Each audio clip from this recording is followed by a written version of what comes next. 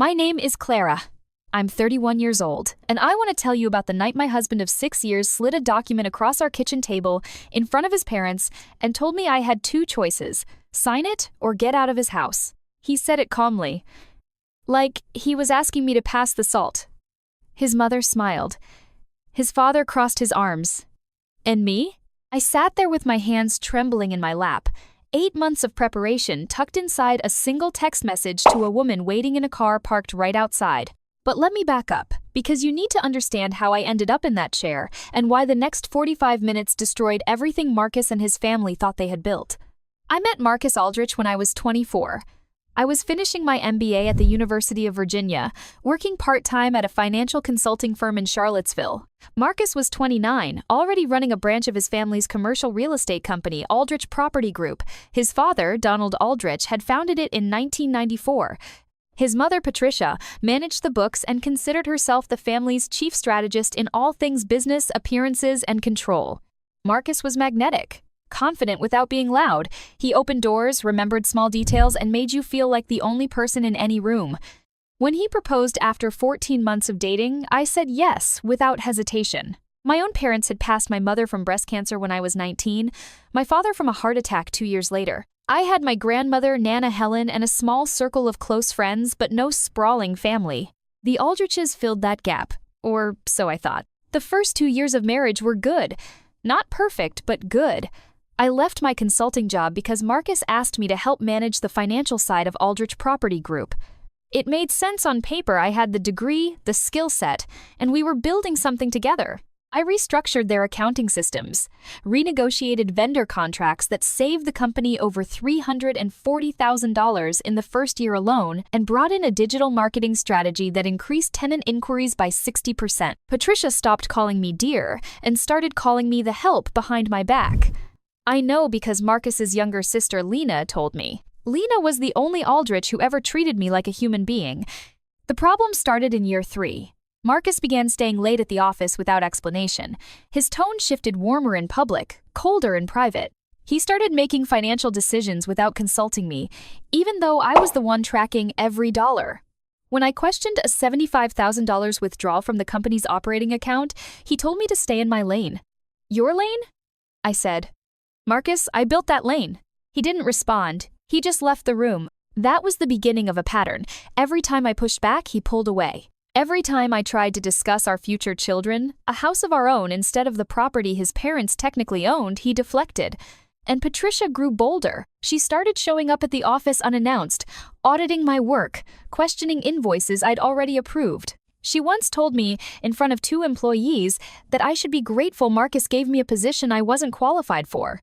I bit my tongue so many times, I'm surprised it didn't bleed. By year 4, I discovered the first lie. I was reconciling quarterly taxes and found a second bank account linked to the company, one I had never been told about. It held $1.2 million. The signatories were Donald, Patricia, and Marcus. My name, despite being listed as the company's financial director, was nowhere on it. I brought it up to Marcus that night. That's a family account, he said. It's not part of the business. It's funded by business revenue, Marcus. I can see the transfers. Drop it, Clara. I didn't drop it. I started paying closer attention. And over the next several months, I uncovered a web of financial decisions that had been made deliberately behind my back. Rental income from 3 commercial properties was being funneled into that hidden account. My salary, which I'd agreed to keep modest because we were reinvesting in the company, was $52,000 a year. Meanwhile, Marcus was pulling $190,000, and his parents were each drawing $120,000 in consulting fees for work they barely did. I was doing 60-hour weeks. Patricia came in on Tuesdays and Thursdays for about 3 hours each. I started keeping copies. Every statement, every transfer record, every email where Marcus or Donald approved a transaction that should have gone through me. I saved them to a personal cloud account and told no one. Not yet. Then came the affair. It was a Thursday in March, year 5. I came home early because I had a migraine so severe I could barely see. Marcus's car was in the driveway, which was unusual for 2 in the afternoon. I walked in through the garage entrance, dropped my bag on the kitchen counter, and heard laughter coming from upstairs. A woman's laugh, high and unfamiliar. I stood at the bottom of the stairs for what felt like an hour. It was probably 90 seconds. I didn't go up. I didn't scream. I walked back into the kitchen, picked up my bag, and drove to my Nana Helen's house 40 minutes away. She took one look at my face, sat me down at her kitchen table, and said, "Tell me everything." So I did. The hidden account, the financial manipulation, Patricia's cruelty, the laughter upstairs. I told her all of it while she held my hands across the table and didn't interrupt once. When I finished, she was quiet for a long moment. Then she said, "Clara, your mother would have burned that house down. But you're smarter than that. You're going to take everything they owe you and you're going to do it right." Nana Helen was 78 years old, sharp as a scalpel, and had exactly zero patience for people who mistook her granddaughter's kindness for weakness. The next morning, I acted normal. I went to work. I smiled at Marcus. I complimented Patricia on her new blouse. And during my lunch break, I called a family law attorney named Diana Reeves, whose office was in Richmond. I'd found her through a colleague from my MBA program who had gone through a brutal divorce and credited Diana with saving her financial life. Diana was direct. "If what you're telling me is accurate, you have significant claims both in the divorce and potentially against the company. But we need documentation. Airtight documentation." "I have 5 months of financial records already saved," I said. There was a pause. "Good. Then we have a head start." Over the next 8 months, I built my case. Diana assigned a forensic accountant named Gerald to review the records I'd gathered. What Gerald found was staggering. Over the course of our marriage, approximately $2, $3 million in company revenue had been diverted into accounts I had no access to. My contributions to the company, the restructured contracts, the new tenants, the marketing overhaul had generated an estimated $4.1 million in increased value. I had never received a bonus, a raise, or a single share of equity, despite repeated verbal promises from Marcus that I would be taken care of. Gerald also discovered that the house we lived in, which Marcus always called ours, was titled solely in Donald and Patricia's names. I had no legal claim to it. The car I drove, a 3-year-old Lexus, was leased under the company and could be repossessed at any time. Every piece of stability I thought I had was built on ground they controlled. Diana told me something during one of our meetings that I'll never forget. She said, "Clara, they didn't just betray you. They engineered your dependency. Every financial decision was designed to keep you needing them. That's not carelessness. That's strategy." That hit me like a freight train, because she was right. Every time Marcus said, "We don't need separate accounts. We're a team." Every time Patricia said, "Why would you need your own credit card when the company covers everything?" Every time Donald said, "Family takes care of family, no need for formal contracts." It was all architecture. They were building a cage, and I had walked right in because I trusted them. Meanwhile, I had to keep pretending. That was the hardest part. Going home every night to a man who was sleeping with someone else. I eventually learned her name was Brooke. She was 26, and she worked at a real estate staging company the Aldriches used, and smiling through dinner while Patricia lectured me about how I should be more attentive to Marcus's needs. I wanted to scream. Instead, I gathered evidence. I documented Marcus's affair through phone records I accessed from our shared family plan, 97 calls and over 400 text messages to Brooke's number in a 3-month span. I didn't read the texts Diana said I didn't need to, and honestly, I didn't want to. The volume alone told the story. I also recorded 2 conversations with Patricia. Virginia is a one-party consent state, which means I only needed my own permission to record. In the first recording, Patricia told me that if I ever tried to leave Marcus, the family would make sure I left with nothing. In the second, she admitted that they had deliberately kept my name off the hidden account because, and I quote, "You're not really an Aldrich. You married in. That doesn't make you family." Diana nearly smiled when she heard that one. "That's going to play beautifully in court," she said. The final piece came from Lena, Marcus's sister. Lena and I had stayed close despite everything, though I'd been careful not to involve her directly. But one evening in October, she called me crying. She said she'd overheard her parents and Marcus discussing a postnuptial agreement.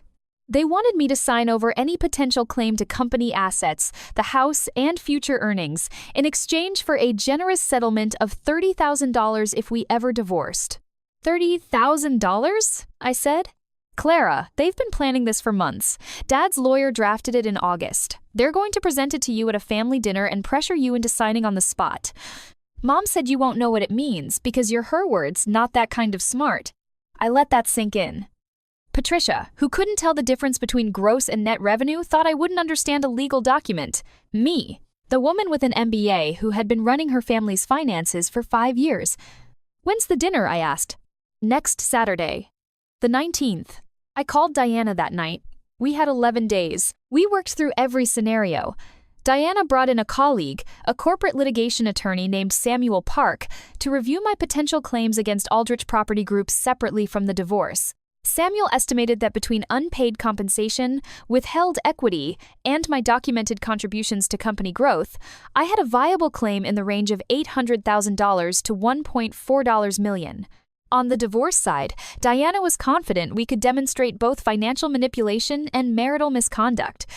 The plan was precise. I would attend the dinner. I would let them present the postnuptial agreement. I would not sign it, and at the right moment, Diana would come in. Yes, come in, physically, into the house. Here's how that worked. Diana would be parked on the street, 2 houses down. When the moment came, I would send a single text the word now, and she would walk to the front door, which I would leave unlocked. It was theatrical. Diana acknowledged that, but she also said, sometimes people who have spent years controlling someone need to see in a single moment that the control is over. It changes the entire dynamic of what comes next. The 19th arrived. I dressed carefully, pressed blouse, dark slacks, minimal jewelry. I wanted to look composed. Patricia had prepared a roast she always cooked when she wanted to set a stage of normalcy. Donald was in his usual chair at the head of the table. Marcus sat to his right, Patricia to his left. I sat at the opposite end. Dinner was uncomfortable in that specific Aldrich way, polite on the surface, poisonous underneath.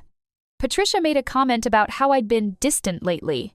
Marcus agreed, with a concerned expression that I now recognized as rehearsed. Donald said nothing.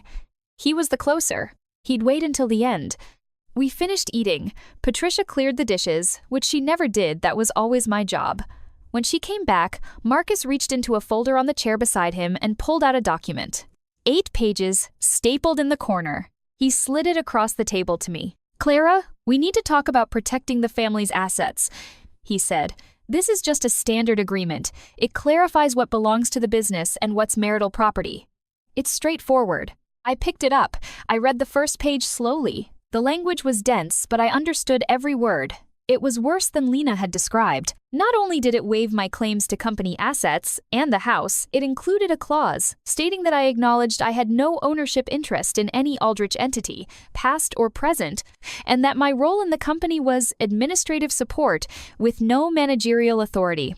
Administrative support, 5 years of 60-hour weeks, $4.1 million in value I'd generated. Administrative support. I looked up. The 3 of them were watching me. Sign this or leave, Marcus said. He said it the way you'd tell a dog to sit. Not angry, not emotional, just an instruction. An expectation of compliance. Patricia nodded. It's for the best, Clara. You'll thank us later. Donald leaned forward. If you want to remain part of this family, that's the price. Everybody has a role. Yours is to support Marcus, not to complicate things. I set the document down on the table. My hands were shaking, but my voice wasn't. I'm not signing this. Marcus's jaw tightened. Then we have a problem. No, I said. You have a problem. I reached into my pocket, pulled out my phone, and typed 3 letters. N-O-W. Sent. 45 seconds of silence. Patricia looked confused. Marcus looked annoyed. Donald started to say something about how I was being emotional and irrational. Then the front door opened. Diana Reeves walked into the dining room, wearing a charcoal blazer, carrying a leather portfolio, and radiating the calm authority of someone who has ended more marriages than a dating app. Behind her was Samuel Park, who nodded at me once and took a position near the doorway. "Who the hell are you?" Donald said, half rising from his chair. "My name is Diana Reeves. I'm Mrs. Aldrich's attorney. And this is Samuel Park, who represents her interests regarding Aldrich Property Group." She set her portfolio on the table, directly on top of the postnuptial agreement. "I'd recommend that none of you say anything further without your own counsel present." But since you've chosen to ambush my client with a coercive legal document, I think it's appropriate that she responds with full representation. Marcus looked at me. For the first time in years, I saw genuine surprise on his face. Not anger yet, just total disbelief. He hadn't imagined this. None of them had.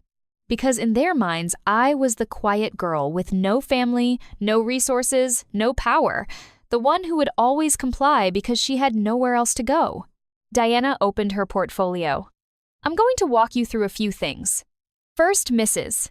Aldrich has documented evidence of systematic financial exclusion from marital and business assets over a 5-year period. This includes the diversion of approximately $2.3 million in company revenue into accounts she was deliberately kept from accessing, despite her role as financial director. She laid the first set of documents on the table. Bank statements. Transfer records. The hidden account. Donald's face went white. Second, Diana continued, Mrs. Aldrich has documented evidence of marital misconduct. She placed a summary of the phone records on the table, the calls, the text message logs, 97 calls and 412 text messages to a Miss Brooke Callahan over a 90-day period, during which time Mr. Aldrich was still sharing a marital residence with my client. Marcus grabbed the edge of the table. You went through my phone records? They're on a shared family plan, I said quietly. You always told me we didn't need separate accounts, remember? Patricia's mouth opened and closed. She looked like a fish pulled from water. Diana wasn't finished. Third, and perhaps most relevant to this evening's proceedings, Mrs. Aldrich has audio recordings obtained legally under Virginia's one-party consent statute, in which Mrs. Patricia Aldrich explicitly states that Clara was kept from financial accounts because she married in and is not really an Aldrich.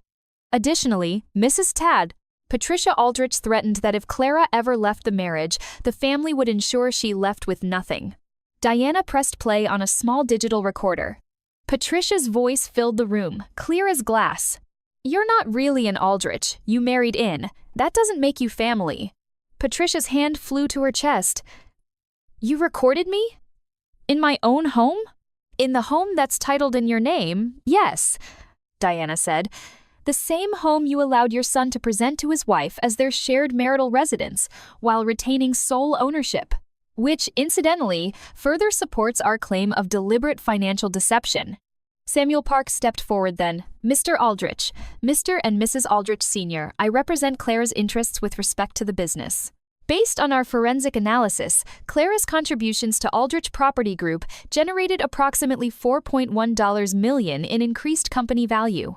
She was compensated at a rate of $52,000 annually, received no equity, no bonuses, and no profit sharing. She was excluded from a $1.2 million account funded by revenue she helped generate.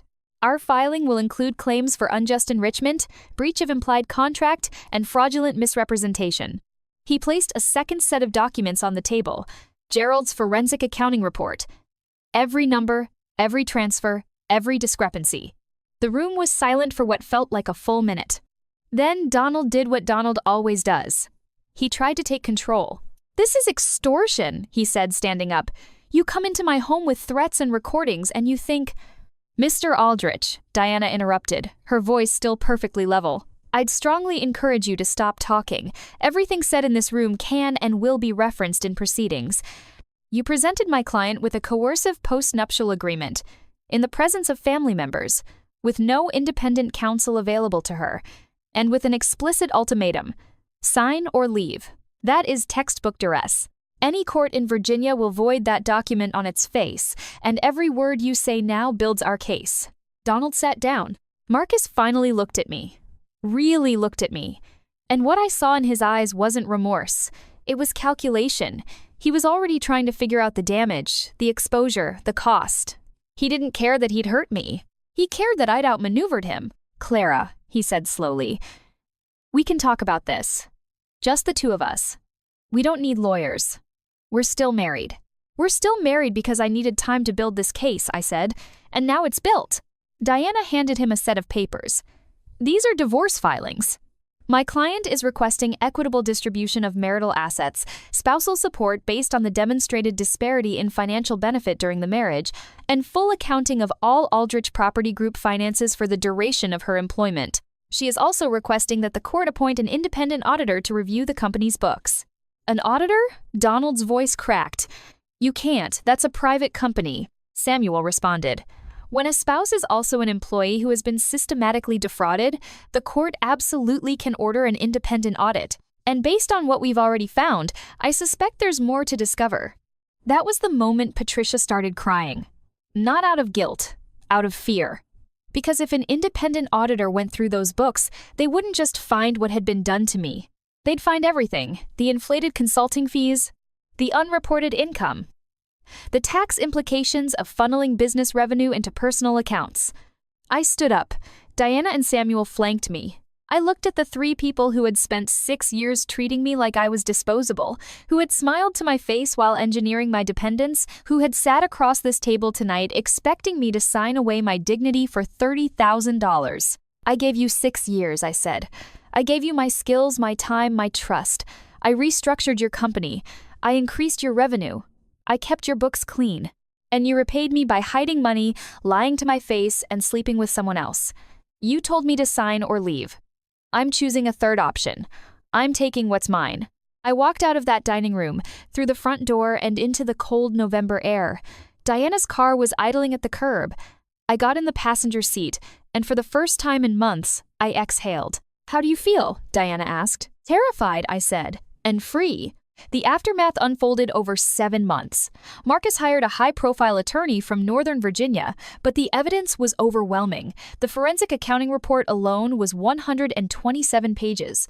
Gerald testified that the financial exclusion was systematic and intentional, not an oversight, not a miscommunication, but a pattern of deliberate concealment. The divorce was finalized in June.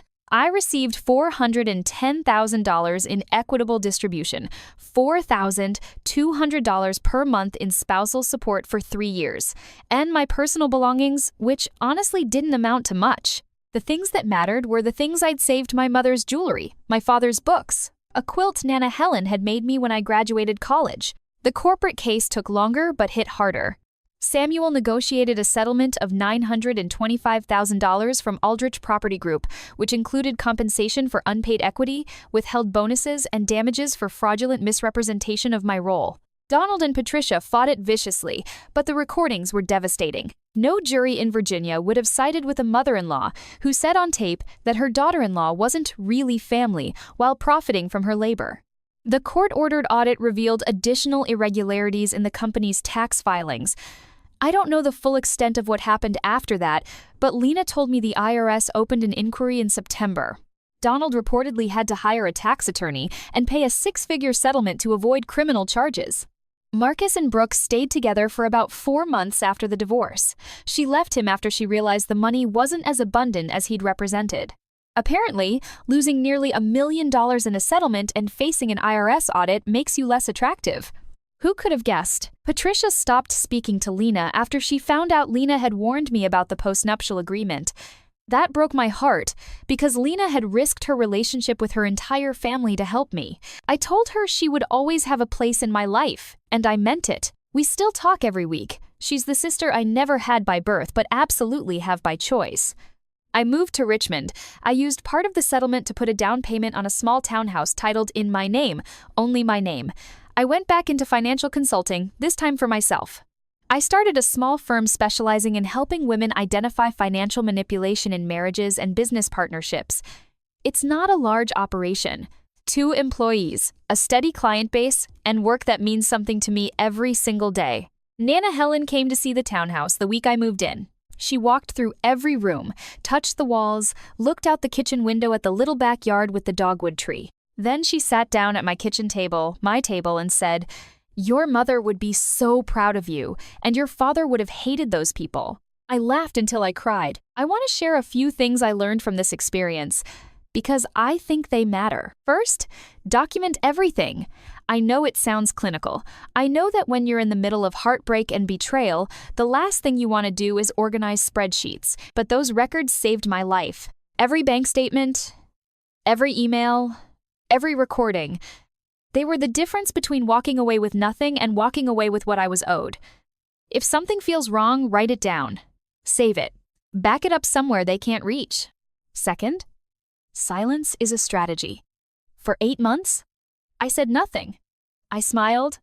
I cooked dinner. I went to work. And every single day, I was building the case that would set me free. There's a difference between being passive and being patient. I wasn't accepting my situation. I was preparing to change it on my terms. Third, your family doesn't have to be the people who share your blood. My parents were gone. The Aldriches used that vulnerability to isolate me further. But Nana, Helen, Lena, Diana, even Gerald, the forensic accountant, those people showed up for me. Family is the people who see you clearly and choose to stand beside you anyway. And finally, know your worth in actual numbers. Not in feelings, not in promises, not in, "we'll take care of you." In documented, verifiable, legal numbers. Because when someone tells you to sign or leave, you need to know exactly what you're entitled to before you make your choice. If you're in a situation where someone is controlling your access to money, information, or independence, please know this: you are not trapped. You might feel trapped. They might have designed it so you feel trapped. But there are people and resources that can help you find the door. I found mine. You can find yours. If this story resonated with you, I'd appreciate it if you'd hit that subscribe button and leave a comment below. I read every single one. And if you have a story of your own, I want you to know someone out there will believe you. I promise. My name is Clara, I'm 31 years old, and I chose the third option.